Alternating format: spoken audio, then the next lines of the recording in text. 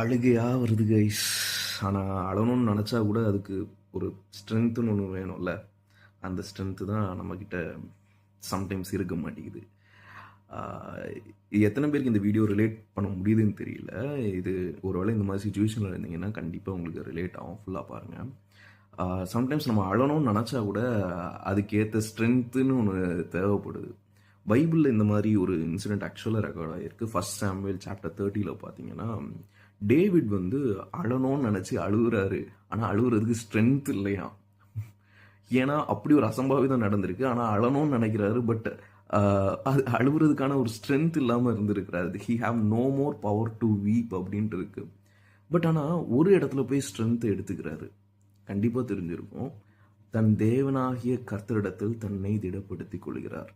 அதாவது he went in to God's presence and took that ஸ்ட்ரென்த்துங்கிற மாதிரி இருக்குது. நீங்கள் ஒரு வேளை இதே மாதிரி சுச்சுவேஷனில் இருக்கீங்க, எனக்கு என்ன பண்ணன்னு தெரியல, அழணும்னு நினைக்கிறேன், என்ன தான் அழுதாலும் முடியலை, இதுக்கு மேலே அழுதும் என்னால் எதுவுமே சாதிக்க போகிறதில்ல அப்படின்னு நினச்சிங்கன்னா, go to your quiet place. அங்கே போய் ஆண்டவரோட பிரசன்னத்தில் உட்காந்து ஆண்டவர்கிட்ட கேளுங்க ஸ்ட்ரென்த்தை. ஆண்டவர் கண்டிப்பாக அந்த ஸ்ட்ரென்த்தை உங்களுக்கு தருவார். இன்றைக்கி ஒரு வேளை அப்படி இருக்கிறீங்கன்னா ஐ ப்ரே ஆண்டவர் உங்களோட பலத்தை மறுபடியும் புதுப்பிப்பார்.